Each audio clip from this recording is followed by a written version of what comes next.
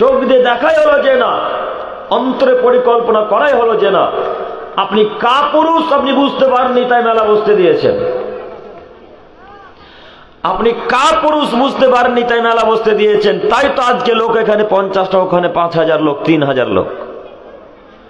সম্মানিত মুরব্বী সাহেব, সম্মানিত তিনি ভাই, বক্তব্য কি রাখবো, কি কথা বলবো? হাজার হাজার যুবক ওখানে এখন খেলাধুলা, ওখানে মেলাতে ঘোরাঘুরি করে, মহিলারা ঘোরাঘুরি করে। আপনার খারাপ লাগছে না? আপনাদেরকে সবার দেখে খারাপ লাগে না যে এইখানে 5টা লোক, 50টা লোক, 60টা লোক, আর ওখানে 2-3 হাজার লোক? খারাপ লাগছে কি লাগে না বলেন? লাগা উচিত। তো এখন এইভাবে প্রোগ্রাম করে আপনি কি উপকার করবেন, কি জাতির উপকার করবেন বলেন? সম্মানিত দিনী ভাই, কি বলবো, এমন কোন জায়গা নেই যে ওখানে গিয়ে মেলার বিরুদ্ধে বক্তব্য রাখলাম না। যেখানেই দেখেছি মেলা, সেখানে মেলার বিরুদ্ধে বক্তব্য রেখেছে। আজকে আপনাদের রাত্রে এটা প্রোগ্রাম, তারপরে এমন অবস্থা। আজকে দিনে প্রোগ্রাম করে এসেছি মালদা, ওই রানীনগরে। মালদা রানীনগর চেনেন কি আপনারা? ওই হরিশ্চন্দ্র ভালুকার আশেপাশে।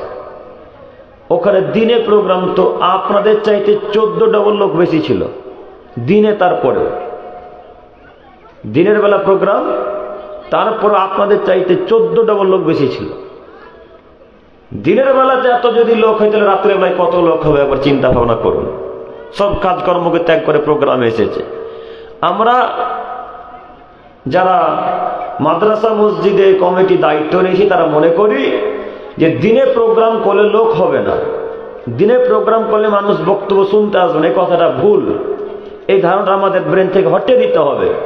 কেন? দিনে প্রোগ্রাম করলেও লোক আসবে, তার আরো একটি জলজান্ত প্রমাণ। এই যে রথবাড়ি বুধিয়া, নাম শুনেছেন? রথবাড়ি বুধিয়াতে একটা মাদ্রাসা আছে। ওই বুধিয়ার একটা পাশে গ্রামের নাম আছে সাতঘরিয়া, শোনেননি? সাতঘরিয়াতে দিনে প্রোগ্রাম ছিল জানুয়ারি মাসে 14 তারিখ। আল্লাহুস সামাদ। অনেক অনেক অনেক লোক। দিনের প্রোগ্রামে এত লোক হয়, আপনাদের রাতের প্রোগ্রামে এমন অবস্থা। এটা নাকি কালিয়াচক।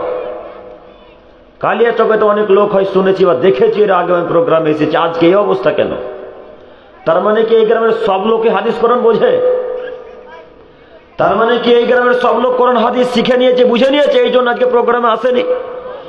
একটা মানুষকে রাস্তার বাজারে ধরিয়ে যদি বলা হয় যে সূরা ফাতিহা বলেন বা নামাজের শুরু থেকে শেষ পর্যন্ত বলেন, কেউ পারবে না, আশা করি ইনশাআল্লাহ।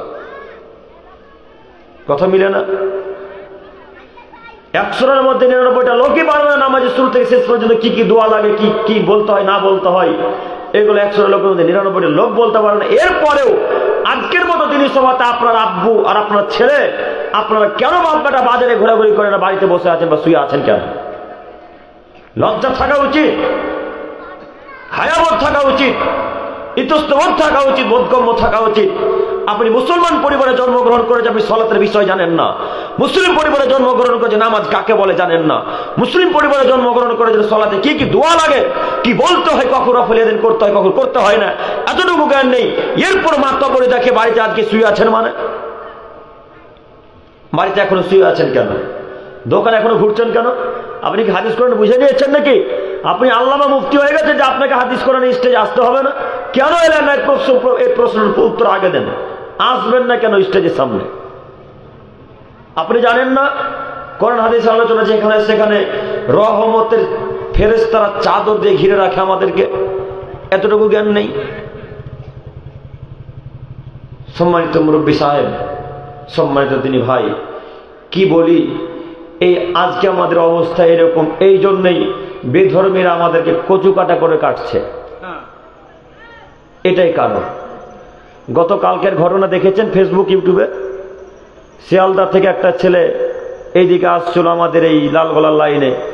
ওই গেদে লোকাল ট্রেনে কয়েকজন হিন্দুত্ববাদী বিজেপি বা কোন দলের লোক আল্লাহ আলাম, আল্লাহ ভালো জানেন, ওই লোকগুলা 10-12টা লোকগুলো একটা ইমাম সাহেব বা তালেবে ইলম যাই হোক, যত সম্ভব ইমাম সাহেব বাংলাদেশ থেকে গতকালকে এসেছেন। তিনার বক্তব্য আজকে শুনছিলাম।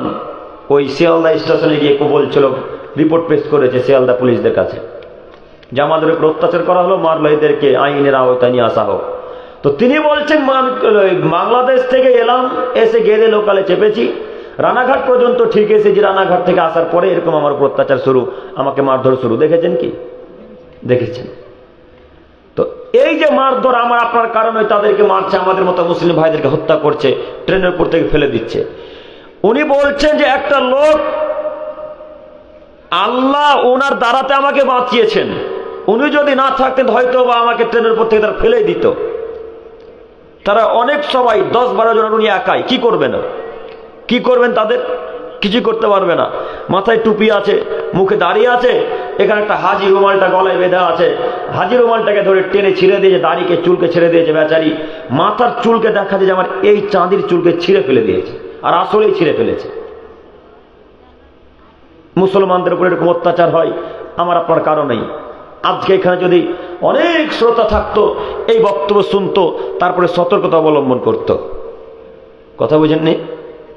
সতর্কতা অবলম্বন করত। ওকে আজকে মেরেছে, ওকে কালকে মেরেছে, কালকে আপনাকে মালদা বাজারে মারবেন, এর কোনো গ্যারান্টি আছে? জি, ওকে আজকে শিয়ালদাতে মেরেছে, গেদেতে মেরেছে, রানাঘাটে মেরেছে, কালকে আমাদেরকে জঙ্গিপুরে লোকে হিন্দুরা মারবে না, খ্রিস্টানে মারবে না, কোনো গ্যারান্টি আছে? এর কোনো গ্যারান্টি নেই। তো আপনি কেন বাড়িতে শুয়ে আছেন? আপনাকে হাদিস কোরআন শিখতে হবে না? আপনাকে হাদিস কোরআনকে প্রাধান্য দিতে হবে না? আপনি কখন হাদিস কোরআন মানবেন, কখন হাদিস কোরআন শুনবেন? সম্মানিত তিনি ভাই, আমি আপনাদের অনুরোধ করে বলতে চাইছি যে আসুন আমরা আল্লাহ এবং তার রাসূলের পদ্ধতি গ্রহণ করি। একটু আগে আপনাদের আলোচক সাহেব বলছিলেন, 2টি জিনিস যদি তোমরা পৃথিবীর মানুষ আঁকড়ে ধরে থাকতে পারো, তাহলে তোমরা এহকালে অপমান হবে না, লাঞ্ছিত হবে না। মনে আছে কথাটা কি? একটু আগে আলোচনা করছিলেন না তিনি? আমি তো ঘরে থেকে আওয়াজ পাচ্ছিলাম, আপনারা মনে রেখেছেন কিনা বলতে পারি না।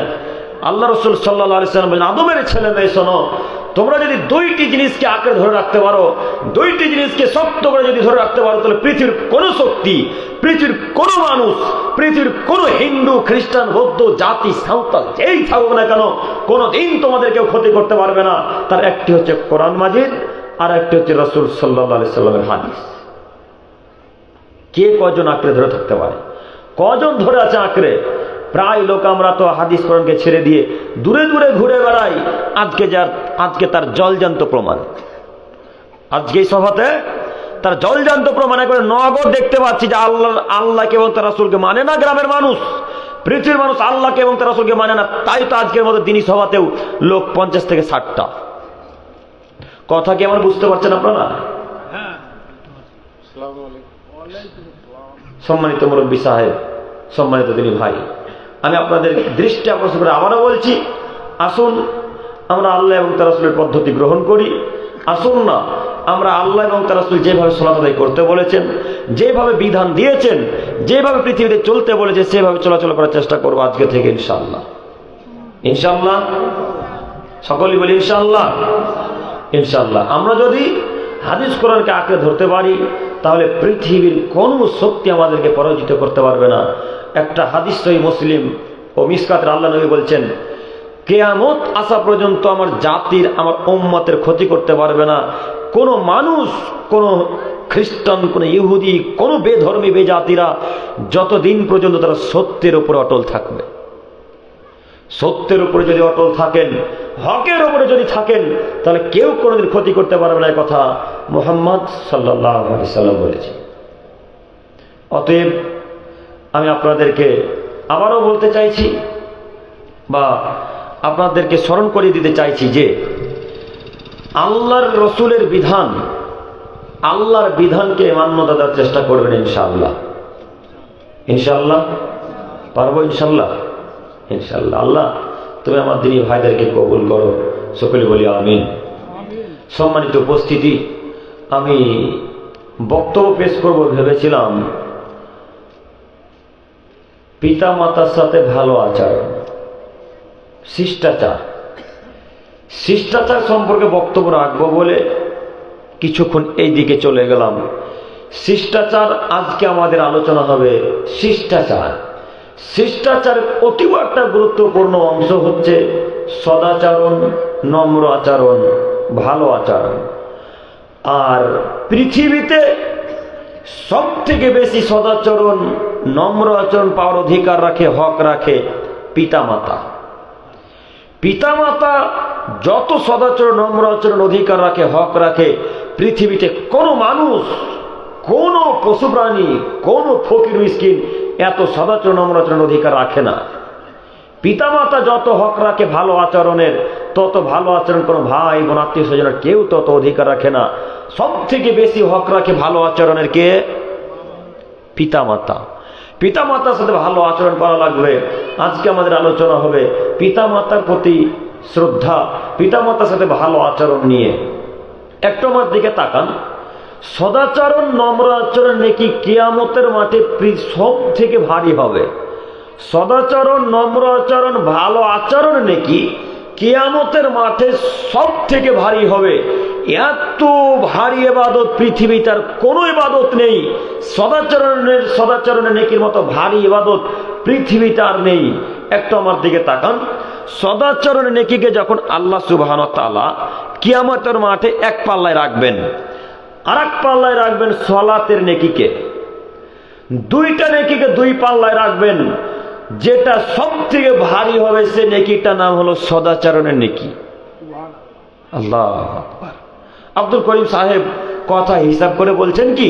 জি, কথা হিসাব করে বলছি। আব্দুল করিম সাহেব আমরা অন্যান্য বক্তার মুখে শুনেছি পৃথিবীর আশ্চর্য ধরনের ইবাদতের নাম হচ্ছে সালাত। যে কোনো মানুষের সুবিধা অসুবিধা বোঝে না। পৃথিবীর আশ্চর্য ইবাদতের নাম হচ্ছে সালাত। যে কোনো মানুষের সুবিধা অসুবিধা বোঝে না। কি করছেন না করছেন, কোথায় আছেন, বসে আছেন, শুয়ে আছেন, শরীর ভালো আছে না খারাপ আছে, কেমন আছেন না আছেন, এটা তার দেখার বিষয় নেই। তার নাম কি বললাম? সালাত, নামাজ। এত ভিন্ন ধরনের ইবাদত, এত পাওয়ারফুল শক্তিশালী ইবাদত, যে সালাত না থাকলে কোনো ইবাদত পৃথিবীতে টিকবে না। যে নামাজ আল্লাহর কাছে কবুল না হলে কোনো ইবাদত আল্লাহ কবুল করবেন না। যে নামাজ যদি আল্লাহ কবুল না করে পৃথিবীর কোনো ইবাদত কবুল করবেন না।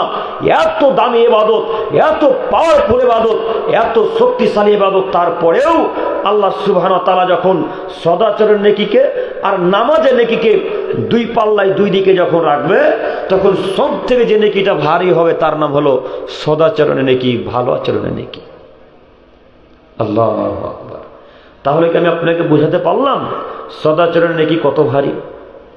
সদাচরণ নেকি পৃথিবীতে সব থেকে ভারী, কিয়ামতের মাঠে সব থেকে ভারী। আব্দুল করিম সাহেব আরো আমরা বক্তাদের মুখে শুনেছি, যদি মানুষ মক্কা থেকে হজ করে আসে, আর সে হজ যদি আল্লাহ তাআলা কবুল করে নেন, তাহলে সেই লোকটা হয়ে গেল সেই দিনের মতো যে দিন তার মা তাকে জন্ম দিয়েছিল। আল্লাহু আকবার। তার মানে হজ যদি আল্লাহ কবুল করে নেন, তাহলে ওই লোকটা বাল্য শিশুকালের মতো অবস্থায় চলে গেল। যেদিন তার কোনো পাপ ছিল না, তার যখন কোনো গুনাহ খাতা ছিল না, সেই দিন যেমন ছিল তার অবস্থা, হজ যদি আল্লাহ কবুল করে নেয় তাহলে তার অবস্থা তেমনই হবে বাল্য অবস্থাতে যেমন ছিল। আল্লাহু আকবার। এত পাওয়ারফুল, এত দামি ইবাদত, তারপরেও হজের নেকিকে আর সদাচরণ নেকিকে যখন দুই পাল্লায় দুটা নেকিকে আল্লাহ ওজন করবেন, তখন সব থেকে ভারী বলে যেটা নেকি বিবেচিত হবে তার নাম সদাচরণের নেকি, ভালো আচরণের নেকি। যদি আমি আপনাদেরকে বোঝাতে না পারি তাহলে আমি অক্ষম। এরপরও আপনাকে বলি, সদাচরণ নাকি পৃথিবীতে সব থেকে ভারী। সদাচরণ নাকি পৃথিবীতে কিয়ামতের মাঠে সব থেকে ভারী হবে বলে আল্লাহ নবী সাল্লাল্লাহু আলাইহি সাল্লাম ঘোষণা করেছেন। আরো একটা আপনার বক্তব্য শুনেছেন আব্দুল করিম সাহেব, সিয়াম একটা পাওয়ারফুল ইবাদত। সিয়াম দিয়ে আল্লাহর যত নিকটে হওয়া যায়, অন্য কোন ইবাদত দিয়ে আল্লাহর তত নিকটে হওয়া যায় না। রোজা দিয়ে আল্লাহর যত নৈকট্য লাভ করা যায়, আর কোন ইবাদত দিয়ে আল্লাহর তত নৈকট্য লাভ করা যায় না। একটু আমার দিকে তাকান। সিয়ামের নেকি আল্লাহ নিজ হাতে দিবে, অন্যান্য ইবাদতে নেকি আল্লাহ নিজ হাতে দেন না। সিয়ামের নেকি শুধুমাত্র আল্লাহ নিজ হাতে দেন, অন্য কোন ইবাদতে নেকি আল্লাহ নিজ হাতে দেন না। সালাতে নেকি ফেরেশতারা দেন, দানের নেকি ফেরেশতারা লিখেন, পিতামাতার সাথে ভালো আচরণ নেকিও ফেরেশতা মণ্ডলীরা লিখেন। নামাজ পড়লেন, নামাজে নাকি ফেরেশতা মণ্ডলীরা লিখেন। যে যা সৎকর্ম করুক না কেন, সব নেকি কারা লিখেন?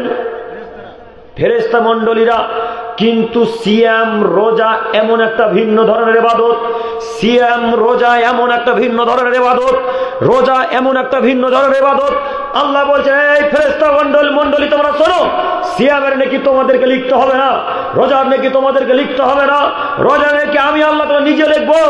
আমি যে কত দিব তা আমি আল্লাহ তাআলা জানি। তবে নেকি 1 থেকে 700 গুণ পর্যন্ত পৌঁছাতে পারে, তার থেকে আর অনেক অনেক অনেক অনেক বেশি বাড়তে পারে। এর নাম রমজান, এর নাম সিয়াম, এর নাম রোজার নেকি। রোজার নেকি স্বয়ং কে লিখেন? আল্লাহ সুবহানাহু ওয়া তাআলা। রোজার নেকি স্বয়ং আল্লাহ তাআলা নিজ হাতে লিখেন। এত দামি, এত পাওয়ারফুল রোজার ইবাদত, এত দামি ভারী ইবাদত, তারপরেও আল্লাহ সুবহানাহু ওয়া তাআলা যখন সিয়ামের নেকিকে এক পাল্লায় রাখবেন আর সদাচরের নেকিকে আর এক পাল্লায় রাখবেন, তখন দুইটা নেকি যখন আল্লাহ ওজন করবেন, সব থেকে যেটা ভারী নেকি হবে তার নাম সদাচরণের নেকি, ভালো আচরণের নেকি। আমি আপনাকে কি দিয়ে বুঝাবো সদাচরণ নেকি কত ভারী, ভালো আচরণ নেকি কত ভারী। সদাচরণ নেকির মতো ভারী ইবাদত পৃথিবীতে কিয়ামত পর্যন্ত হবে না ইনশাআল্লাহ। অতএব আমি আপনাদের দৃষ্টি আকর্ষণ করে বলি, যে কোনো মূল্যে পাড়া প্রতিবেশীর সাথে তো ভালো আচরণ করবেনই, পাড়া প্রতিবেশীর সাথে তো ভালো আচরণ করতে হবেই। যে কোনো মূল্যে আমাকে আপনাকে পিতা মাতার সাথে ভালো আচরণ করতে হবে, যে কোনো মূল্যে। আপনি কিভাবে করবেন না করবেন সেটা দেখার বিষয় নয়, কিন্তু আপনাকে ভালো আচরণ করতেই হবে। আব্দুল করিম সাহেব কেমন কথা বলছেন? আমার আব্বু আম্মু অতীব বদ, আমার আব্বু আম্মু আমাকে দেখতে পারে না, দিন রাত আমার আব্বু আম্মু আমাকে গালি দেয়, এখন কি করব? আব্বু আম্মু যদি আসলেই গালি দেয়, আসলেই যদি সত্য যদি বধ হয়, এর পরেও পিতা মাতার সাথে ভালো আচরণ করা লাগবে। পিতা মাতাকে এই শব্দটুকু করতে পারবেন না, এই কথা আল্লাহ তাআলা নিজে বলছেন। সম্মানিত দিনী ভাই, আমি আপনাদেরকে বোঝাতে পারছি কিনা আমিও বুঝতে পারি না, তবে বলি, আল্লাহ রাত্রি গভীর হয়েছে, তুমি মানুষকে বোঝার ক্ষমতা দান করো। সকলে বলি আমিন। সম্মানিত মুরব্বী সাহেব, সম্মানিত যুবক ভাই, সম্মানিত মা ও বোন, আপনার দৃষ্টি আকর্ষণ করে বলি, পিতা মাতার সাথে ভালো আচরণ করুন, জান্নাত হবেই হবে ইনশাআল্লাহ। পিতা মাতার সাথে ভালো আচরণ করুন, জান্নাত হবেই হবে ইনশাআল্লাহ। পিতা মাতার সাথে ভালো আচরণ করলে জান্নাত হবে, এ কথা মুহাম্মদ সাল্লাল্লাহু আলাইহি সাল্লাম বলেন। এই বক্তব্য শুরু করার আগে একটা আয়াত পেশ করি। মহান আল্লাহ তাআলা বলেন, পৃথিবীর মানুষ শোনো, ওয়াসাইনাল ইনসানা বিওয়ালিদাইহি হামালাতুহু উম্মুহু। এই আদমের ছেলে মেয়ে, আমি আল্লাহ সুবহানাহু ওয়া তাআলা সারা পৃথিবীর মানুষকে আদেশ করেছি। আমি আল্লাহ সুবহানাহু ওয়া তাআলা সারা পৃথিবীর মানুষকে আদেশ করেছি, তোমরা তোমাদের পিতা মাতাদের সাথে ভালো আচরণ করবে। পৃথিবীর মানুষ তোমরা শোনো, তোমরা তোমাদের পিতা মাতাদের সাথে ভালো আচরণ করবে। ওহানান আলা ওহান, তোমার মা তোমাকে কষ্টের পর কষ্টে গর্ভে ধারণ করেছে, তোমার মা তোমাকে কষ্টের পর কষ্টে গর্ভে ধারণ করেছে। শুধু তাই নয়, শুধু তোমাকে পেটে রেখে ছেড়ে দেয়নি, অফিসাল উফি আনাইন, টানা 2 বছর একাধারে দুধ পান করিয়েছে। মহান আল্লাহ তাআলা বলছেন, আদমের ছেলে মেয়ে, তোমরা পিতা মাতার সাথে এই জন্য ভালো আচরণ করবে, তোমার মা তোমাকে কষ্টের পর কষ্ট করে পেটে ধারণ করেছে। ওয়াফিসাল উফি আমাইন, কষ্টের পর কষ্ট করে 2 বছর টানা 2 বছর দুধ পান করিয়েছে। এই কারণে তুমি তোমার পিতা মাতার সাথে ভালো আচরণ করবে। এরপরে আল্লাহ তাআলা বলছেন, আনিশকুরলি ওয়ালিদাইকা ওয়া ইলাইয়াল মাসির, তোমরা আমার এবং তোমরা তোমাদের পিতা মাতাদের শুকরিয়া আদায় করবে। ইলাইয়াল মাসির, আদমের ছেলে মেয়ে, তোমরা মনে রেখো, তোমরা যে কর্ম করো না কেন, যে যেখানে থাকবে থাকো না কেন, আমার নিকটে তোমাদের সবাইকে ফিরে আসতে হবে। আমার নিকটে তোমাদের সবাইকে ফিরে আসতে হবে। সম্মানিত মুরব্বী সাহেব, এখানে জরুরি একটা কথা বলি। মহান আল্লাহ তাআলা বলছেন, তোমার মা তোমাকে কষ্টের পর কষ্টে গর্ভে ধারণ করেছে। এই যুবক ভাই, আপনারা একটু আমার দিকে তাকান। আল্লাহ বলছেন, আপনার মা আপনাকে কষ্টের পর কষ্টে গর্ভে ধারণ করেছে, 9 থেকে 10 মাস যাবৎ পেটে রেখেছে। 9 থেকে 10 মাস যাবৎ পেটে রেখেছে, যেমন তেমন বিষয় নয়, অতীব কষ্টের বিষয়।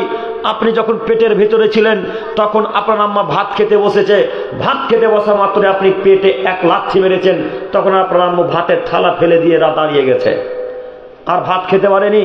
আম্মুকে জিজ্ঞাসা করেন, বা আপনার স্ত্রীকে জিজ্ঞাসা করবেন, আপনার ছেলে যদি হয় বা মেয়ে থাকে, স্ত্রীকে জিজ্ঞাসা করেন, রহিমা বা আব্দুল্লাহ পেটে যখন ছিল তখন তোমার কষ্ট কতটুকু হয়েছে, কথা বুঝতে পারেন না? মা যে কত কষ্ট করে আপনাকে গর্ভে ধারণ করেছে শুধু মাই জানে, শুধু মহিলারাই জানে, আল্লাহ তাআলা জানে। তাছাড়া পৃথিবীর কোনো মানুষ মায়েদের কষ্ট বুঝতে পারবে না, কোনো মানুষ বুঝতে পারবে না। সম্মানিত তিনি ভাই, আপনার আম্মা আপনাকে কষ্টের পর কষ্টে গর্ভে ধারণ করেছে, 10 মাস টানা আপনাকে পেটে রেখেছে। আপনাকে তো মেরে ফেলে দিতে পারতো, মারেনি। আপনাকে কষ্ট দিতে পারতো, কষ্ট দেয়নি। দুধ পান করতে চেয়েছেন, তখন সব কাজকর্মকে ফেলে দিয়ে আগে দুধ পান করিয়েছে। কই, আপনাকে তো কান্নাকাটি করিয়ে কাজকর্ম করার পর দুধ দিতে পারতো, দুধ পান করাতে পারতো। কিন্তু না, আপনার প্রতি তার অনেক মায়া, আপনার প্রতি তার অনেক দয়া, আপনাকে অনেক ভালোবাসে। কেন? আপনি তার গর্ভে ছিলেন। আপনি যত বেশি ভালোবাসেন তার থেকে লক্ষ কোটি গুণ বেশি আপনার আম্মা আপনাকে ভালোবাসে। এত সম্মানের মা, এত ভালোবাসার মা, এত প্রিয় মাকে কিভাবে গালি দেন আপনি? আপনার মতো যুবকে এই জন্য কোন একদিন আলোচনায় বলেছিলাম, যারা আম্মুকে গালি দেয় তারা কাপুরুষের বাচ্চা, কাপুরুষ। যারা আম্মুকে গালি দেয় তারা কাপুরুষের বাচ্চা, কাপুরুষ। যারা আব্বুকে গালি দেয় তারা কাপুরুষের বাচ্চা, কাপুরুষ। আপনার আম্মু আপনাকে পেটে রেখেছে, এরপরে গালি দিতে হবে মানে? টানা 2 বছর দুধ পান করিয়েছে, এরপরে গালি দিতে হবে মানে? এরপরে নোংরা আচরণ করতে হবে কেন? আপনাকে বলি, আপনি কথা শ্রবণ করুন। আপনি আপনার গায়ের চামড়াকে ছিলে আপনি যদি আপনার গায়ের চামড়াকে ছিলে দিয়ে এই শীতের শীত বস্ত্র পোশাক বানিয়ে দেন, আপনার নিজের চামড়াকে ছিলে দিয়ে আপনার আম্মুর জন্য যদি জ্যাকেট সোয়েটার তৈরি করে দেন, তবু আপনি আপনার আম্মুর দুধের 1 ফোঁটা ঋণ শোধ করতে পারবেন না। এত সম্মান মায়ের, এত সম্মানিতা মা, এত বড় আম্মু, এত সম্মানের মা, তারপর আপনি আম্মুকে কিভাবে গালি দেন? কিভাবে? তার মানে বুঝে নিতে হবে আপনার শরীরে রক্ত নাই, যা আছে সব পুজ ভরা। আপনার মাথাতে মগজ নাই, যা আছে সব গোবর ভরা। এই জন্য তো আম্মুকে গালি দেন। আম্মুকে কেউ গালি দিতে পারে? তিনি তো হীরা মানিক মুক্তা চেয়েও দামি, তাকে তো আদর যত্নে রাখতে হবে। তাকে গালি দিলেন কেন? যুবক ভাই, আপনার অনুরোধ, আপনার দৃষ্টি আকর্ষণ, আপনাকে বলি, আম্মুকে সম্মান করতে পারবেন তো ইনশাল্লাহ? আজকে থেকে পারবেন ইনশাল্লাহ? ইনশাল্লাহ আম্মুকে গালি দিব না, আম্মুর সাথে ভালো আচরণ করব। একটা কথা মনে রাখবেন, আম্মুকে যদি কষ্ট দেন তো জান্নাত কোশ্চিন কালে হবে না। আম্মুকে যদি কষ্ট দেন তো জান্নাত হবে না। আব্দুল করিম সাহেব, প্রমাণ আছে তো? জি, প্রমাণ আছে বলে তো এইভাবে বক্তব্য রাখা। একটা আমার দিকে তাকান। আব্দুল্লাহ ইবনে ওমর রাদিয়াল্লাহু তাআলা আনহু বলেন, রাসূল সাল্লাল্লাহু আলাইহি সাল্লাম বলেছেন, লা ইয়াদখুলুল জান্নাতা মুদমিনু খামর, যারা নেশা দ্রব্য খায় পান করে তারা জান্নাতে যাবে না। 1 2 ওয়ালা কাম্মার, যারা জুয়া এবং লটারিতে অংশগ্রহণ করে তারা জান্নাতে যাবে না। 3 আকুন, পিতা মাতার অবাধ্য চলে যারা, পিতা মাতাকে কষ্ট দেয় যারা, পিতা মাতাকে সম্মান করে না যারা, পিতা মাতার মনে দুঃখ কষ্ট দেয় যারা, তারা জান্নাতে যাবে না। বাণী কার? বাণী কার? বাণী আল্লাহ সুবহানাহু ওয়া তাআলা এবং তার রাসূলের। সব বাণী আল্লাহ তাআলার। কোন কোন কথা আল্লাহ মুহাম্মদ সাল্লাল্লাহু আলাইহি সাল্লামকে দিয়ে বলিয়ে নিয়েছেন। এই জন্য আমরা বলে থাকি রাসূল সাল্লাল্লাহু আলাইহি সাল্লাম বলেছেন। বুঝতে পারেননি? সব কথাই কার? সব কথাই আল্লাহ। কিন্তু এক শ্রেণীর পচা নোংরা মানুষ নিজেকে আলেম দাবি করে, তারা বলে শুধু কোরআন আল্লাহর বাণী, হাদিস আল্লাহর বাণী নয়। নাউজুবিল্লাহি মিন যালিক। আপনারা কি বিশ্বাস করেন যে হাদিস আল্লাহর বাণী নয়? কেউ মানেন এটা? হাদিস আল্লাহর বাণী, কোরআন আল্লাহর বাণী। যারা বলবে যে হাদিস আল্লাহর বাণী নয় তারা কাফের। যারা অস্বীকার করবে আল্লাহ রাসূলের হাদিসকে তারা কাফের। যারা আল্লাহ রাসূলকে অস্বীকার করবে, যারা আল্লাহ রাসূলের হাদিসকে অস্বীকার করবে তারা কাফের। কোরআনকে যেমন মানতে হবে, হাদিসকেও ঠিক তেমনি মানতে হবে। তবে সে হাদিসটা সহি হতে হবে। তবে সে হাদিসটা কি হতে হবে? সহি হওয়া লাগবে। এই হাদিস আল্লাহ নবী বলছেন 4 শ্রেণীর মানুষ জান্নাতে যাবে না। তার 3 নম্বর শ্রেণীর মানুষ হচ্ছে আকুন, পিতামাতার অবাধ্য চলে যারা, পিতামাতাকে কষ্ট দেয় যারা, পিতামাতার সাথে অসৎ ব্যবহার করে যারা, জান্নাতে যাবে না তারা। যুবক ভাই, আপনাকে বলি, পিতামাতাকে দুঃখ কষ্ট কিভাবে দিতে পারেন? আপনি আপনার পিতামাতাকে গালি কিভাবে দেন? পিতামাতার সাথে অসৎ আচরণ, নোংরা আচরণ কিভাবে করতে পারেন? আপনি মুসলমান ঘরে জন্মগ্রহণ করেছেন, আলহামদুলিল্লাহ। শুধু মুসলিম ঘরে জন্মগ্রহণ করেছে এই জন্য আলহামদুলিল্লাহ নয়, এরপরে আমাকে আপনাকে আল্লাহ আহলে হাদিস পরিবারে জন্মগ্রহণ করিয়েছে, এর জন্য আরেকবার আলহামদুলিল্লাহ। কথা বুঝতে পারেননি? আব্দুল করিম ভাই মুসলিম পরিবারে জন্মগ্রহণ করেছে, এটা আলহামদুলিল্লাহ, এটা মানলাম। কিন্তু আহলে হাদিস পরিবারে জন্মগ্রহণ করার পর আবার আলহামদুলিল্লাহ কেন? আহলে হাদিস পরিবারে জন্মগ্রহণ করেছেন এই জন্য আল্লাহর শুকরিয়া আদায় করতে বললাম। এই কারণে যে যারা আহলে হাদিস ব্যতীত যারা অন্য ধর্মকে প্রাধান্য দিচ্ছে বা অন্য মাযহাবকে প্রাধান্য দেয় তারা প্রায় সবাই শিরক এবং বিদআতে লিপ্ত, তাই না? এই জন্য আপনাকে বললাম যে আপনি আহলে হাদিস পরিবারে জন্মগ্রহণ করেছেন, এই জন্য আরেকবার আলহামদুলিল্লাহ।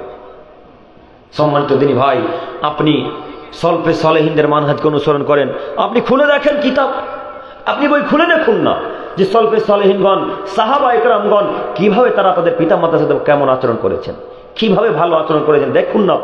আপনি না শিক্ষিত ছেলে, আপনি এমএ পাস ছাত্র, আপনি বিএড পাস ছাত্র, আপনি এইচএস পাস ছাত্র, মাধ্যমিক পাস ছাত্র, আপনি কেন কোরআন পড়বেন না, কেন হাদিস পড়বেন না, কেন আপনি বই পড়বেন না, আপনি কেন মূর্খের মতো রাস্তাতে চলাচল করবেন? আপনাকে শিক্ষা প্রয়োজন নেই? আপনার তো প্রয়োজন আছে শিক্ষার, আপনি কেন শিক্ষার প্রয়োজন মনে করেন না? আপনাকে যে কোনো মূল্যে শিক্ষা অর্জন করা লাগবে। সম্মানিত দিনী ভাই, আমি আপনাকে অনুরোধ করে বলি, যারা আব্বু আম্মুকে কষ্ট দেয় তারা জান্নাতে যাবে না। আব্দুল করিম সাহেব, কি যে করি, আজকে জালসা শুনতে যখন এসেছিলাম তখন আম্মুকে গালি দিয়ে এসেছি। আমার আম্মু আমাকে বারবার বলছিল, আব্দুল্লাহ ওই মেলা হবে বেটা, আজকে মেলাতে যেও না বেটা। এরপর আমি মেলাতে গেছি, এখন কি করব? আব্বু আম্মু নিষেধ করেনি মেলাতে যেতে? করেছিল? করেনি। করবে কিভাবে? আব্বু আম্মু তো মেলাতে ঘুরে, তাই না?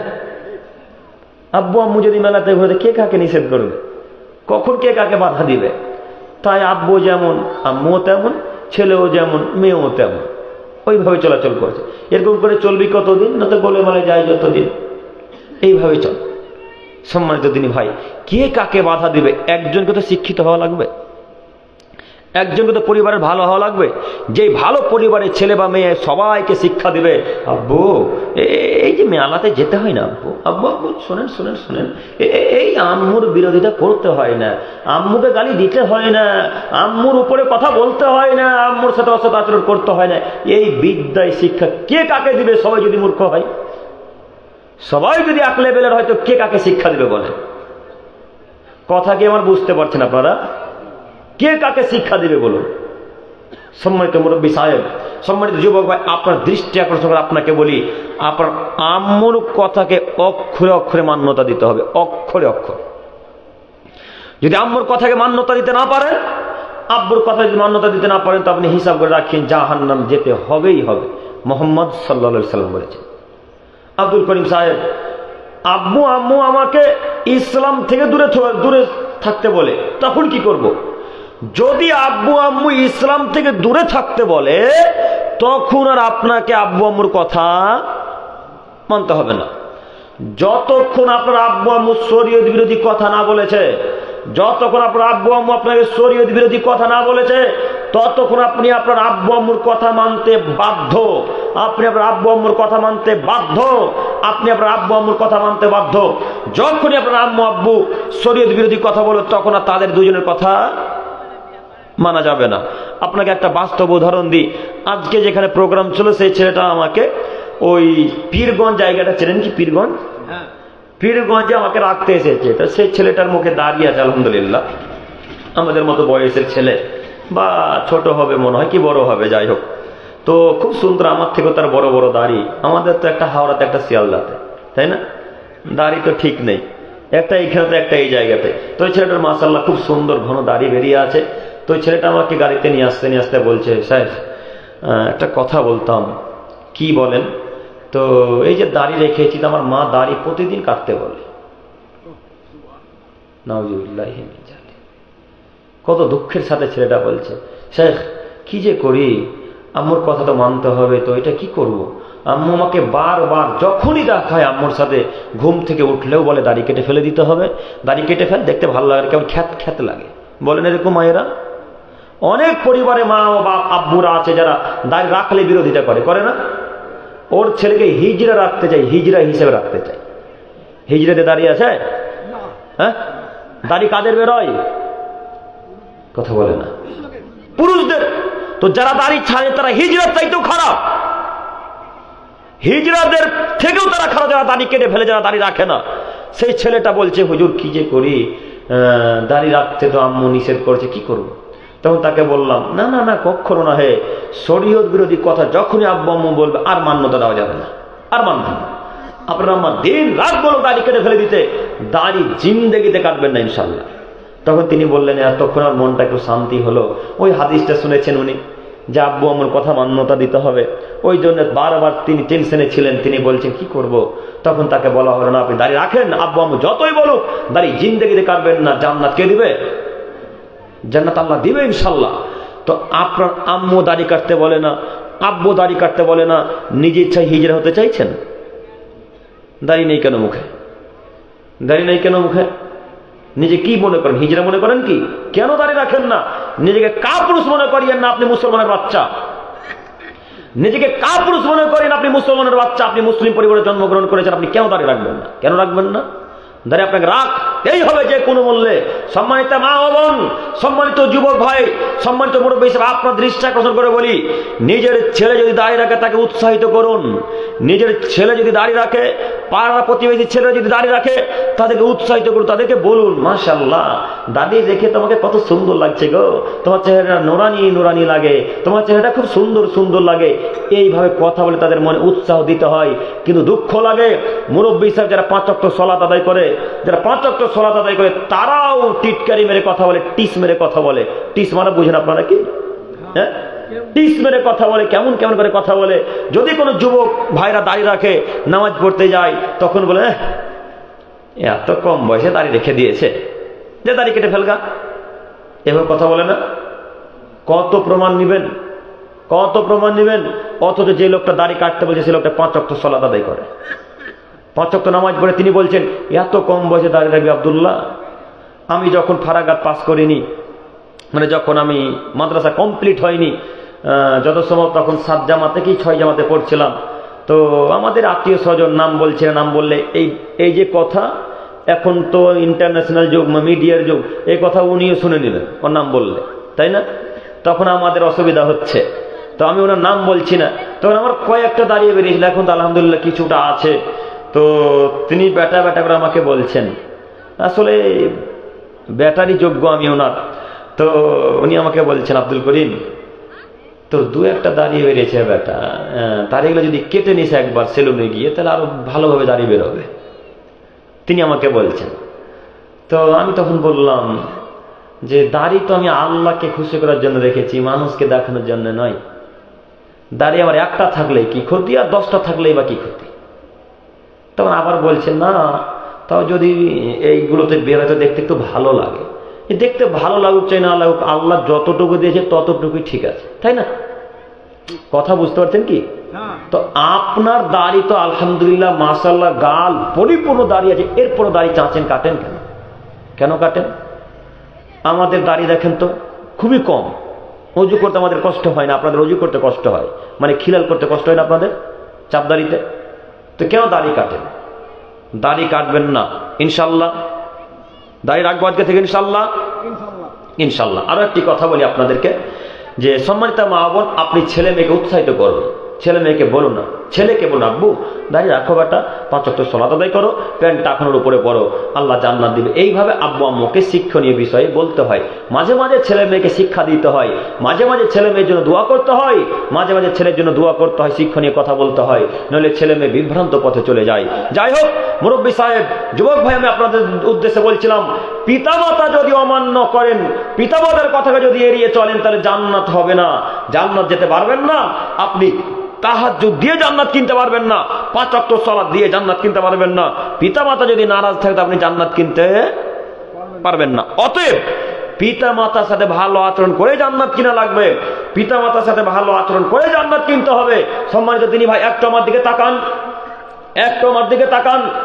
আব্বু আম্মুকে বারবার প্রাধান্য দেন, বারবার সালাম দিয়ে সম্মানমূলক কথা বলেন, সম্মান দিয়ে তাদেরকে কথা বলবেন।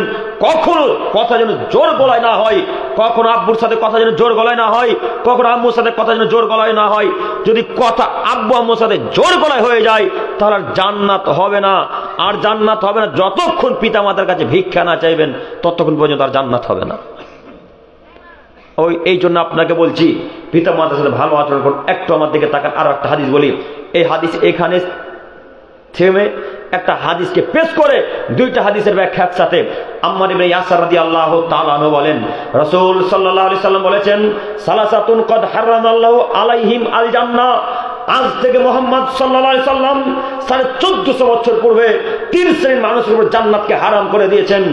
আজ থেকে মুহাম্মদ সাল্লাল্লাহু আলাইহি সাল্লাম 1450 বছর পূর্বে 3 শ্রেণীর মানুষের উপর জান্নাতকে হারাম করে দিয়েছেন। এক, মুদমিনুল খামর, যারা নেশার দ্রব্য খায় পান করে তাদের উপর জান্নাত হারাম। যারা নেশার দ্রব্য খায় পান করে তাদের উপর জান্নাত হারাম। দুই, আদ-দায়ুস আল্লাযী ইউকিরু ফি আহলিল খাবাস, বাড়িতে যে লোকটা বেহায়াপন সুযোগ দেয় তার উপর জান্নাত হারাম।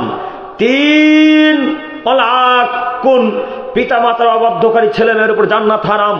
পিতামাতার অবাধ্য ছেলে মেয়েদের উপর জান্নাত হারাম। পিতামাতার কথাকে যে ছেলে মেয়ে এড়িয়ে চলে তাদের উপর জান্নাত হারাম। আজ থেকে 1450 বছর পূর্বে মুহাম্মদ সাল্লাল্লাহু আলাইহি সাল্লাম মদিনার মরুভূমিতে হাদিস বলে গেছেন। আজও এই হাদিস নাসাই এবং মিসকাতে পড়ে আছে। যুবক ভাই, একটু আপনি আমার দিকে তাকান। আপনাকে আমি একটা প্রশ্ন করি, উত্তর দিবেন।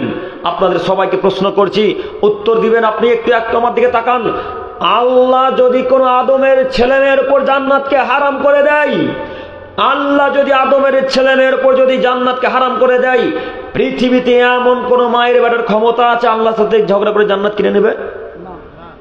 কারো ক্ষমতা আছে? কারোর ক্ষমতা নেই আল্লাহর সাথে ঝগড়া করে আল্লাহর সাথে পাঙ্গালি জান্নাত কিনে নেবে, কখনো নয়। 3 শ্রেণীর মানুষের উপর জান্নাত হারাম। আমি বলিনি, মুহাম্মদ সাল্লাল্লাহু আলাইহি সাল্লাম বলেছেন। হাদিস এইভাবে নাসাইতে আছে, হাদিস এইভাবে মিসকাতে আছে। যে কোনো সময় আপনাকে হাদিস দেখার জন্য আমি প্রস্তুত রয়েছি। এখন দেখতে চাইলে এখন দেখার জন্য প্রস্তুত। আপনি বলেন কি 3 শ্রেণীর মানুষের জন্য জান্নাত হারাম? 3 শ্রেণীর মানুষের জন্য জান্নাত হারাম। 3 শ্রেণীর মানুষের জন্য জান্নাত হারাম। তার 1 শ্রেণীর মানুষ আকুন, পিতামাতার অবাধ্যকারী ছেলে মেয়ে, পিতামাতার অবাধ্যকারী ছেলে মেয়ের জান্নাত হারাম। যুবক ভাই, আপনাকে বলি, পিতামাতার কথাকে প্রাধান্য দেন। যে কোনো মূল্যে পিতামাতার কথাকে গ্রহণ করুন। পিতামাতার সব কথাকে মেনে নিতে হবে। পিতামাতার সব কথাকে মেনে নিতে হবে। যদি সেই কথা কোরআন এবং হাদিসের বাইরে না হয়, যদি সেই কথা শরীয়ত বিরোধী না হয়, তাহলে পিতামাতার কথা মানতে আপনি বাধ্য। পিতামাতার কথা আপনি মানতে বাধ্য। পিতামাতার কথা মানতে আপনি বাধ্য। আপনার বিপরীতে যতই কথা যাক না কেন, আপনার বিপরীতে যতই কথা চলে যাক না কেন, তবু আপনি পিতামাতার কথাকে এড়িয়ে চলতে পাবেন না। সম্মানিত দিনী ভাই, জান্নাত হারাম 3 শ্রেণীর মানুষের উপর একটু বিবেচনা করে চলাচল করিয়েন। আর একটা হাদিস বলি, দেখি আপনার ব্রেন খুলে কিনা।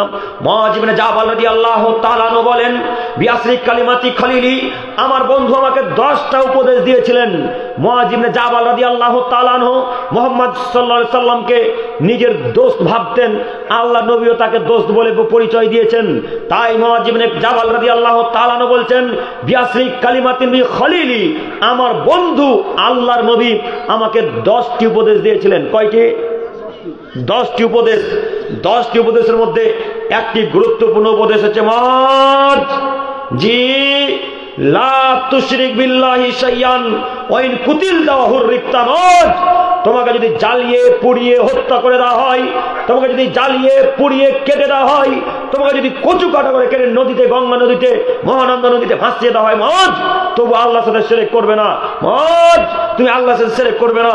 মুআয, তোমাকে যদি আগুনে পুড়িয়ে দেওয়া হয়, তোমাকে যদি হাইসা দিয়ে কেটে দেওয়া হয়, তোমাকে যদি তলোয়ার দিয়ে কেটে দেওয়া হয়, তবুও তুমি আল্লাহর সাথে শিরক করবে না। এ কথা আল্লাহ নবী মুআযকে বলছেন। প্রথম উপদেশ। এই বাক্য বলে আপনাকে আমি বোঝাতে চাইছি, শিরক আপনি করতে পাবেন না। এরপরেও কালিয়াচকে ভুরি ভুরি শিরক চলে, এরপরেও আমার আপনার পরিবারের শিরক চলে। শিরক কাকে বলে বুঝতে পেরেছেন কি? শিরক কাকে বলে বুঝতে পেরেছেন?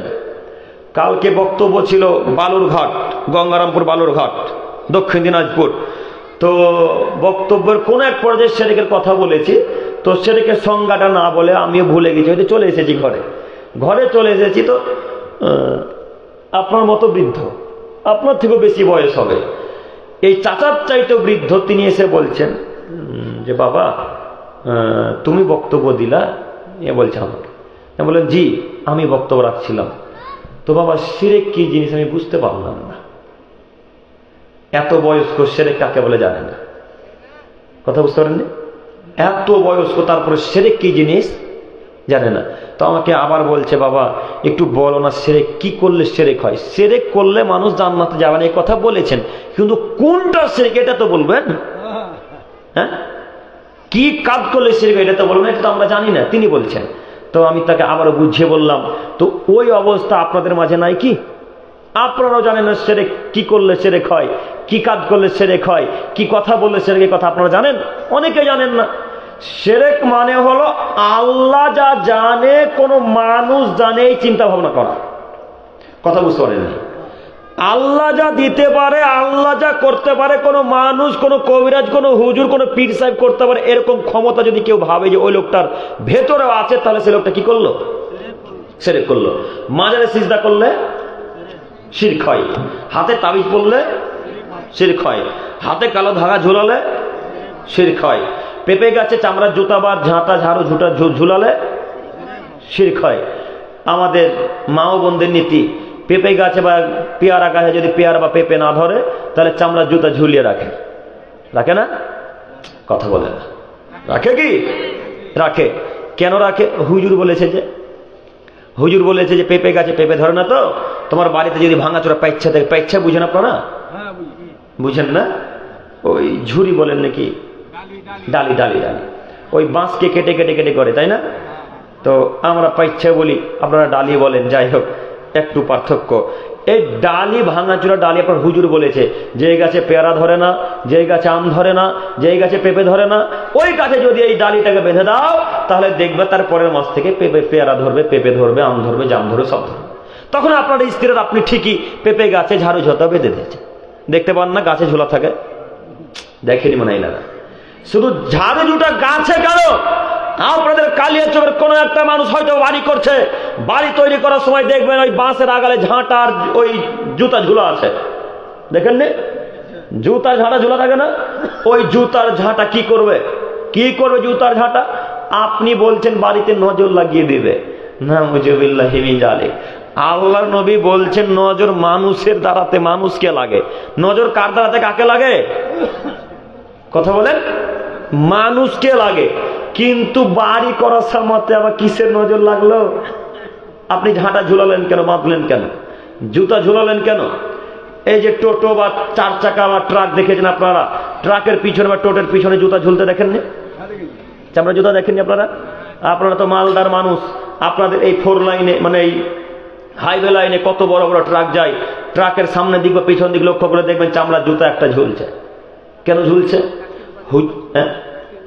হ্যাঁ, হুজুরে বলেছে চামড়া জুতা গাড়ির সামনে ঝুলে নিলে অ্যাক্সিডেন্ট হবে না। নেন ঠেলা, এবার অ্যাক্সিডেন্ট থেকে বাঁচার মালিক কে?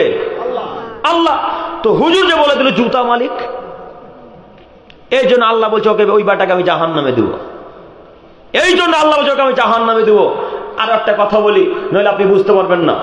স্বামী স্ত্রী মিলে হয়তো বা কথা বলছিলেন, এই যুবক ভাই একটু তাকানি দিকে, আপনারা স্বামী স্ত্রী মিলে কথা বলছিলেন, তো দুইটা কথাতে তর্ক বিতর্ক হচ্ছে দুইজনের মাঝে। তো আপনার স্ত্রী কথা বলতে শুরু করেছে, যখন আপনার স্ত্রী কথা বলা শেষ হয়ে গেছে, যেমনই শেষ হওয়া একটা টিকটিকি ঠিক ঠিক ঠিক ঠিক ঠিক ঠিক করে উঠেছে। তখন আপনার স্ত্রী বলছেন, দেখলে দেখলে আমার কথা ঠিক হলো, দেখলে কি আমার কথা ঠিক হলো। আচ্ছা, আপনি আর আপনার স্ত্রী কি কথা বললেন না বললেন টিকটিকি কিভাবে জানলো? হ্যাঁ, টিকটিকি কিভাবে জানলো? এটাই হচ্ছে শিরক। এই জন্য আল্লাহ বলছেন, আরে আদমের ছেলে মেয়ে, আমি তোকে খাওয়ালাম, আমি তোকে পড়ালাম, আমি তোকে বিনা টাকায় অক্সিজেন দিলাম, বিনা জমিনে বিনা ট্যাক্সে জমিনে চলতে দিলাম। ওই বাংলাদেশ যদি কেউ যান তো আসার সময় 1050 টাকা ট্যাক্স কাটে। কেউ গেছেন বাংলাদেশ? কেউ গেছেন? আমি কালকে বাংলাদেশ থেকে এসেছি, প্রোগ্রাম গত 2 দিন আগে ছিল। তো গত কালকে বাংলাদেশ থেকে আসা হয়েছে আমার। তো যতবার বাংলাদেশ যাই ততবার যতবার ইন্ডিয়াতে প্রবেশ করতে চাই ততবার 1050 টাকা করে তাদের ট্যাক্স কাটে, তাদের ওই দেশে থাকার ট্যাক্স। তো আল্লাহ বলছেন এত বড় দুনিয়াতে চলতে দিলাম, বিনা ট্যাক্সে দিলাম। আল্লাহ ট্যাক্স নাই, বিনা টাকাতে অক্সিজেন দিলাম। অক্সিজেনের মূল্য যে কত বেশি আপনাকে কি দিয়ে বুঝাই? হাসপাতালে গিয়ে দেখেন অক্সিজেনের দাম কত। অক্সিজেনের মূল্য যে কত বেশি আপনাকে আমি কি দিয়ে বুঝাই? হাসপাতালে চলে যান, আপনাদের মালদা সিটি স্ক্যানে চলে গিয়ে দেখবেন এই অক্সিজেনের দাম কত। অক্সিজেনের অনেক দাম, এতটাও অক্সিজেন আপনি টানছেন, নিঃশ্বাস নিচ্ছেন ফেলছেন, এত টাকা, এত দামি অক্সিজেন আল্লাহ আপনাকে দিয়েছেন, কোনোদিন 1 টাকা নিয়েছেন? আল্লাহ নেয়নি। তাই আল্লাহ বলছেন, আমি তোকে খাওয়ালাম, আমি তোকে পড়ালাম, আমি তোকে আমার জমিনে চলতে দিলাম, আমি বিনা টাকায় অক্সিজেন তোকে দিলাম, এত কিছু দিলাম, সব কিছু দিলাম আমি, আর তুই আমার জায়গাতে টিকটিকিকে বসিয়ে দিলি? যা, এর জন্য তোকে আমি জাহান্নামে দেব। আমি যা জানি টিকটিকি কিভাবে জানলো, এ কথা আল্লাহ বলছেন। এই জন্য আল্লাহ তাদেরকে জাহান্নামে দিবেন।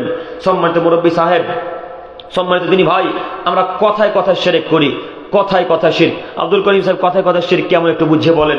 জি, বুঝিয়ে বলছি। ওই ছোট বইটা দেন তো, ছোট জিনিসটা, ছোটটা, হ্যাঁ ওটা। কথায় কথায় শিরক। মায়েরা আমাকে দেখতে পাচ্ছে, সম্মানিত মা বোন, আপনি আমার দিকে দেখুন, আপনি ক্যামেরাতে আমাকে হয়তো দেখতে পাচ্ছেন, একটা আমার দিকে তাকান।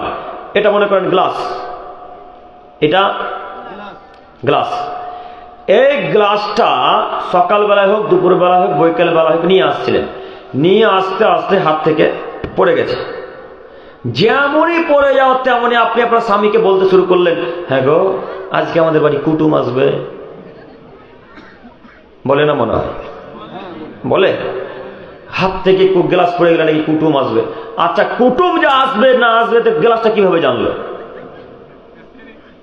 জি, এটাই হলো শিরক। এবার শিরক কি বোঝাতে পারলাম? এগুলো হলো শিরক। যদি কোনো মানুষ মনে করে রাতের বেলায় লেবুর গাছ থেকে লেবু ছিঁড়তে হয় না, তাহলে সে শিরক করলো। যদি কেউ মনে করে তুলসী গাছে লাথি মারতে হয় না, তাহলে সে শিরক করলো। যদি কেউ মনে করে কুলার সামনে বসতে হয় না, কুলা বুঝেন কি? ওই মায়েরা যখন কুলাতে চাল ঝাড়ে, চাল, তখন যদি কুলার সামনে কোনো ছেলে বা মেয়ে চলে আসে, তাহলে কুলক্ষণী বেটি হট, কুলক্ষণী বেটা চলা হট হট হট, তোর বিবাহে দান কম পড়বে, হট তাড়াতাড়ি বিবাহে দান কম পড়বে, বলে না? আচ্ছা, কুলার সামনে বসলে বিবাহে দান কম পড়বে, কে বললো আপনাকে?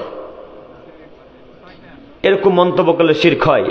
যদি কেউ মনে করে রাতের বেলায় গাছ থেকে ফল ছিঁড়তে হয় না, আম গাছ থেকে আম পাড়তে হয় না, লেবু গাছ থেকে লেবু পাড়তে হয় না, বেগুন গাছ থেকে বেগুন ছিঁড়তে হয় না, তাহলে সে শিরক করলো। যদি কেউ মনে করে রাতের বেলায় ঘর বারান্দা ঝাড়ু দিয়ে সেই নোংরা গুলা, ওই ভাতের পানি, থালা ধোয়া, এটো পানিটা রাস্তাতে বাজারে ফেলতে হয় না, তাহলে শিরক করলো। এরকম অনেক মানুষ মনে করে না? রাতের বেলা এঁঠো পানিগুলো অনেকেই ফেলতে চায় না। তারা মনে করে রাতের বেলা এঁঠো পানি যদি ফেলে দিই, তাহলে জিনের ওপর বা সাপের ওপর যদি পড়ে যায়, তাহলে আমাদের ক্ষতি করবে। হ্যাঁ, বলে কি? কত মহিলা বলে, হাজার হাজার নারী বলে, হাজার হাজার পুরুষেও বলে, সব কুসংস্কারে বিশ্বাসী, সব শিরকি আকীদাতে বিশ্বাসী, সব হিন্দুদের ধর্মে বিশ্বাসী, সব খ্রিস্টানের ধর্মে বিশ্বাসী, সব ইহুদিদের ধর্মে বিশ্বাসী। এই মন্তব্য করলে শিরক হয়। তুলসী গাছে লাথি মারতে হয় না, এরকম মন্তব্য করলে শিরক হয়। তুলসী গাছ ছিঁড়ে ফেলতে হয় না, এরকম মন্তব্য করলে শিরক হয়। গাভীকে লাথি মারতে হয় না, এরকম মন্তব্য করলে শিরক হয়। গাভীকে ঝাঁটা দিয়ে মারতে হয় না, এরকম মন্তব্য করলে শিরক হয়। আমি নিজের চোখে দেখেছি, কেউ যদি গাভীকে, গরুকে ঝাঁটা দিয়ে মেরে দিয়েছে, তার বাপ মা তাকে মনে হচ্ছে যেন মেরে ফেলে দেবে এখন। হ্যাঁ, তুই গাভীকে ঝাঁটা দিয়ে মারলি মানে কুলক্ষণের ছেলে, তুই গাভীকে ঝাঁটা দিয়ে মারলি মানে কুলক্ষণের ছেলে, এরকম বলে না? কালিয়া চকে মনে হয় বলে। এরকম মন্তব্য করলে শিরক হয়। আমি আপনাকে শিরকের সিরিয়াল দেখাচ্ছি, একটু মনে রাখবেন। সম্মানিত মুরব্বী সাহেব, কেউ যদি মনে করে গাড়ির ড্রাইভার ভালো, তাই সব গাড়ির অ্যাক্সিডেন্ট, গাড়ির প্যাসেঞ্জারগুলো বেঁচে গেল, এরকম মন্তব্য করলে শিরক হয়। ডাক্তার ভালো, তাই রোগীরা বেঁচে গেল, এরকম মন্তব্য করলে শিরক হয়। নৌকার মাঝি ভালো, তাই নৌকারা নদীতে ডুবলো না, সমুদ্রের সাগরে ডুবলো না, এরকম মন্তব্য করলে শিরক হয়। টিয়া পাখির মাধ্যমে ভাগ্য পরীক্ষা করলে শিরক হয়। হাতের রাশি দেখে ভাগ্য পরীক্ষা করলে শিরক হয়। কাকাতুয়ার মাধ্যমে ভাগ্য পরীক্ষা করলে শিরক হয়। এরকম হাজারো শিরকি কাজকর্ম আছে, এরকম হাজারো পৃথিবীতে শিরকি কাজকর্ম আছে। এই শিরকের একটা কর্ম করলে আল্লাহ আমলকে বাতিল করে দেবেন, আমল আর টিকবে না। অতএব আমি আপনার দৃষ্টি আকর্ষণ করে বলি, শিরক থেকে যে কোনো মূল্যে আমাদেরকে বিরত থাকতে হবে। ইনশাল্লাহ পারবো, ইনশাল্লাহ। আজকের পর থেকে আর গ্লাসকে বিশ্বাস করবো না। গ্লাস হাত থেকে পড়ে গেলে কুটুম আসবে কি না আসবে আল্লাহ জানে। পড়ুক গ্লাস, সব পড়ে যাক না, তাতে কি আছে? কেন মুখ দিয়ে বেরোবে যে কুটুম আসবে? আরো একটা কথা দেখাই, ওই কাক পাখি চেনেন না? কাক পাখি যদি সকালবেলায় বাড়ির কোনো বাড়িতে এসে কা কা কা বলে চেঁচাতে শুরু করে, তো মহিলারা কাকটাকে তাড়াতাড়ি হাঁকাতে শুরু করে। কেন? তারা মনে করে কাকে চেঁচাচ্ছে মানে যে কোনো বিপদ ঘটবে। যে কোনো মূল্যে পদ্ধতি বাতিল করে দিতে হবে। আরো একটা, এই বাচ্চা ছেলেগুলো এখন ছোট আছে, আমরা যখন ছোট ছিলাম বা আপনারা যখন ছোট ছিলেন, তখন আপনার আব্বু আম্মু বলেছে, আব্বু তোমার দাঁতটা হিলছে বেটা, তো দাঁতটা যখন উঠে যাবে তখন ইঁদুরের খালে ফেলিও, আর নাহলে মাছের খালে ফেলিও বেটা। যদি মাছের যদি পুকুরে ফেলো তাহলে দাঁতটা মাছের ইঁদুরের খালে ফেলো, তাহলে দাঁতটা ইঁদুরের মতো বেরোবে। বলেনি মনে বলে? দাঁত দেওয়ার মালিক কে? তো আপনার আম্মা যে বলছে ইঁদুর, বলেনি না? আপনার আব্বু যে বলছে মাছ, এই জন্য তো বলেছে বেটা দাঁতটাকে রাতের বেলা নিয়ে রাখিও, যখন পুকুরে সাইডে যাওয়া তখন পুকুরে ফেলাসিও। ফেলেননি কেউ? হাত তোলেন তো, দেখি একজন ফেলেছেন। এই দেখেন দেখেন মা বাবার শিক্ষা দেখেন।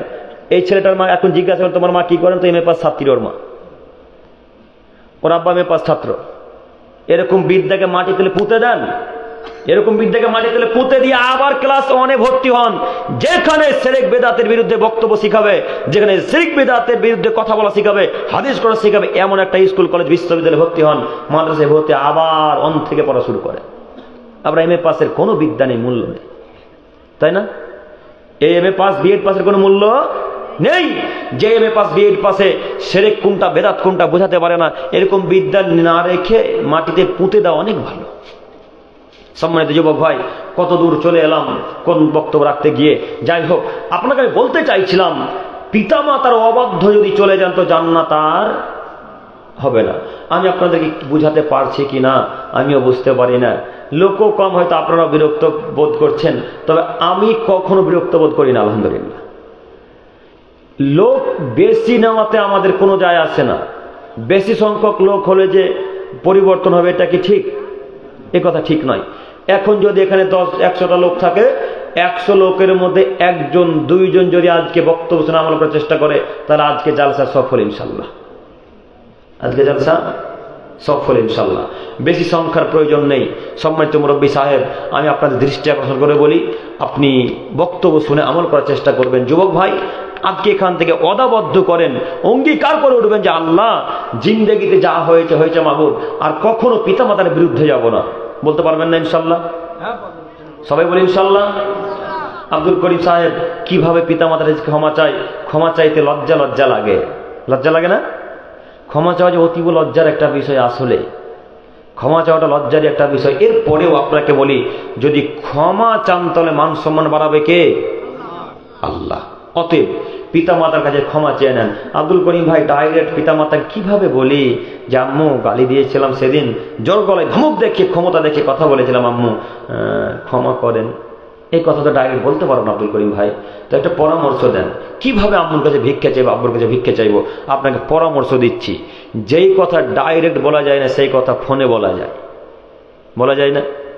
কত কত সময় দেখবেন ডাইরেক্ট কথা বলতে খুব লজ্জা লাগে, কিন্তু ফোনে ঠিকই সেই কথা বলতে পারেন না। এরকম ঘটে কি আপনাদের সাথে? আমাদের সাথে ঘটে। তাই আপনাকে বলি, ডাইরেক্ট যদি পিতা মাতার কাছে, ভাই বোনের কাছে ভিক্ষা চাইতে না পারেন, তাহলে আপনাকে যে কোনো মূল্যে ফোনের মাধ্যমে ভিক্ষা চেয়ে নিতে হবে, যে কোনো মূল্যে। একটা বাস্তব উদাহরণ বলি আপনাকে। আমার বড় দিদি আমাকে কোনো একদিন বলেছিলেন যে তোকে একটা গেঞ্জি দিয়েছিলাম, যে গেঞ্জিটা দিয়ে দে আমাকে, মানে দান করে খোঁটা দাও। দান করে খোঁটা দেয় যারা, তারা জান্নাতে যাবে না। জানেন হাদিস মনে হয়? জানেন না? লা ইয়াদখুলুল জান্নাতা ওয়া মান্নান। যারা দান করে খোঁটা দেয় তারা জান্নাতে যাবে না। এই বক্তব্য আমি পাকুড়ে রাখছি। তো সেই দিন দিদি আমার লাইভ ভিডিও দেখছেন, লাইভ ভিডিও। এই আজকে লাইভ হচ্ছে নাকি? এটা লাইভ হচ্ছে না? তো সেদিন আমার আইডি থেকে লাইভ চলছিল। তো বক্তব্যের এক পর্যায়ে এই বক্তব্যটা এসেছে যে যারা দান করে খোঁটা দেয় তারা জান্নাতে যাবে না। যারা দান করার পর খোঁটা দেয়, যারা দান করার পর ওড়না দিয়ে বল, ওড়না বুঝতে পারলেন কি? মানে এই চাদরটাই, শালটা আপনি আমাকে দান করলেন, তো কালকে আপনার সাথে ঝগড়া হয়েছে, তখন বলে বেটা তবে কালকে শাল দান করেছে, শাল ঘুরিয়ে দেয় আমার। এটাই হলো খোঁটা দাও। কথা বুঝতে পারলাম কি? কথা বুঝতে পেরেছেন কি? তো এইরকম হচ্ছে খোঁটা দেওয়া। তো দিদি আমাকে তখন তার পরের দিন ফোন করে বলছে যে ভাই, তোকে তো অনেকদিন আগে বলেছিলাম যে গেঞ্জি দিয়েছিলাম, গেঞ্জিটা ঘুরিয়ে দে, তোমাকে ক্ষমা করিস ভাই। ডাইরেক্ট কতদিন দেখা হয়েছে, একদিনও বলতে পারেনি, ফোনে বলছে তখন। তো আপনাকে আমি এই জন্য কথাটা বললাম যে যেই কথা ডাইরেক্ট বলা যায় না, সে কথা ফোনের মাধ্যমে বলা যায়, আড়াল থেকে বলা যায় না? অতএব পিতামাতার কাছ থেকে আড়ালে হোক, প্রকাশ্যে হোক, সামনে হোক, ক্ষমা চাইবো ইনশাল্লাহ। পারবো চাইতে ইনশাল্লাহ? পারবো ইনশাল্লাহ? ইনশাল্লাহ। আল্লাহ তুমি আমাদেরকে পিতামাতার কাছ থেকে ক্ষমা চাওয়ার তৌফিক দান করো, সকলে বলি আমিন। সম্মানিত তিনি ভাই, আপনি একটা কথা যদি মাথাতে আজকে রেখে দিতে পারেন, তাহলে আর কোনোদিন পিতামাতার অবাধ্য চলবেন না। তার একটি হাদিস, এটা হচ্ছে আল্লাহ নবী বললেন 3 শ্রেণীর মানুষের উপর জান্নাত হারাম।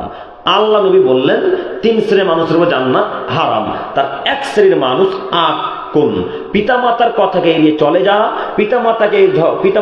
পিতামাতার মনে দুঃখ কষ্ট দেয় যারা, পিতামাতার কথাকে অমান্য করে চলে যারা, তাদের উপরে জান্নাত কি হারাম, তাদের উপরে জান্নাত হারাম। এই কথাটা যদি ব্রেনে রেখে দিতে পারেন, তাহলে আদমের কোন ছেলে মেয়ে পিতামাতার সাথে খারাপ আচরণ করবে না ইনশাল্লাহ। কেন? যখন এই হাদিসটা মনে চলে আসবে, আরে পিতা মাতাকে যদি গালি দিয়ে জান্নাতি যে কোনোদিন পাবো না, তো পিতা মাতাকে গালি দিব কেন? বুঝতে পারেননি কথা মনে হয়।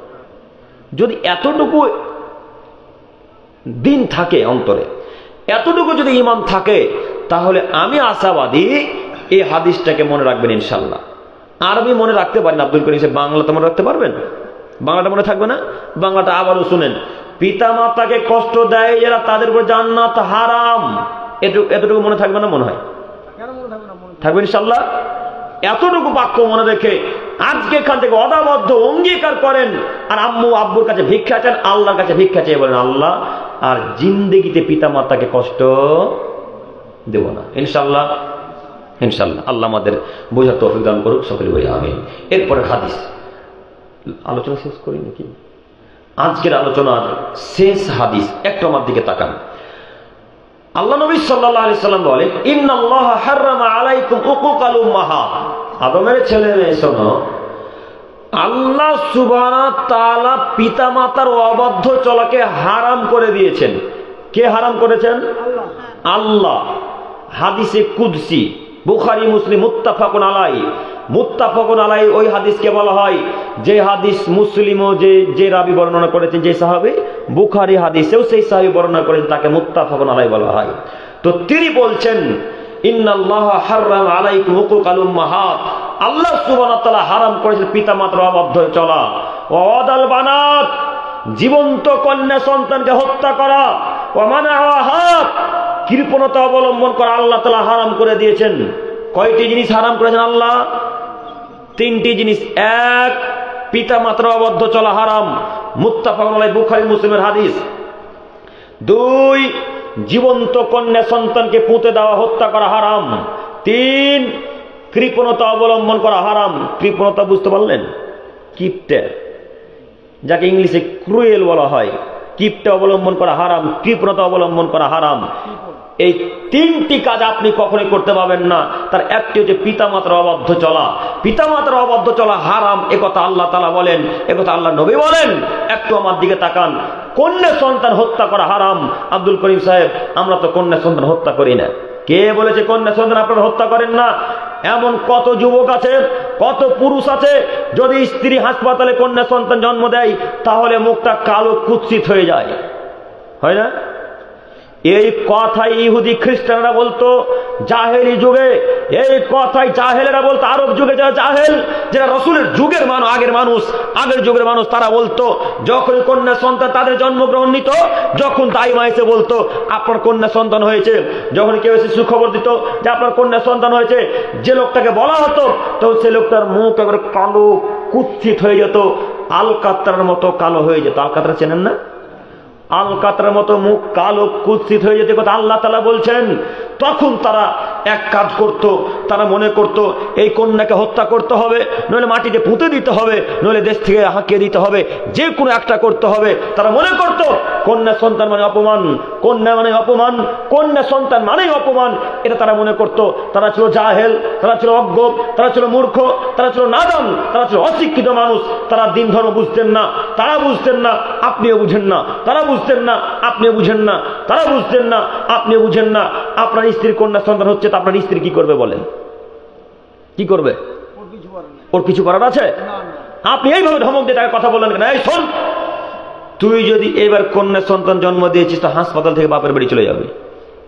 বলেন এরকম কথা? কত কথা নিবেন? একটা পেপার দেখেছিলাম, বড় দুঃখ সহিত বলতে হচ্ছে, পেপারে দেখেছিলাম, পেপারে লিখেছে যে কন্যা সন্তান হওয়ার কারণে বাপের বাড়ি তাড়িয়ে দিয়েছে। আপনার পেপারে এরকম পড়েছেন কি? অনেক অনেক ঘটে এরকম ঘটনা। তো যেই সমস্ত কাপুরুষ স্বামীরা স্ত্রীকে এইভাবে তাড়িয়ে দিচ্ছে, সে সমস্ত কাপুরুষ স্বামীকে বলছে যে সন্তান ছেলে মেয়েদের মালিক কে গো? আল্লাহ। তো আপনার স্ত্রী কি করবে বলেন? তখন আপনি আপনার কন্যাকে হত্যা করে দিচ্ছেন। এখন তো ডিজিটাল যুগ, এখন পেটে থাকা অবস্থাতে ছেলে আছে না মেয়ে আছে দেখা যায়, দেখা যায় না?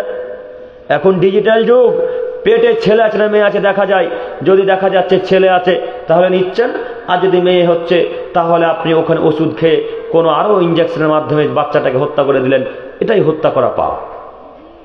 জাহেলে যুগের মানুষেরা হওয়ার পর হত্যা করত, তখন তো তাদের এত যন্ত্রপাতি ছিল না, উন্নত মানের এত দামি যন্ত্র ছিল না, তারা হওয়ার পর হত্যা করত। আর আপনি কত বড় জাহেলের বাচ্চা, জাহেল অশিক্ষিত নাদানের বাচ্চা নাদান, আপনি পেটের ভেতরে হত্যা করে দিয়ে তাদের থেকে বড় মূর্খামির পরিচয় দিচ্ছেন।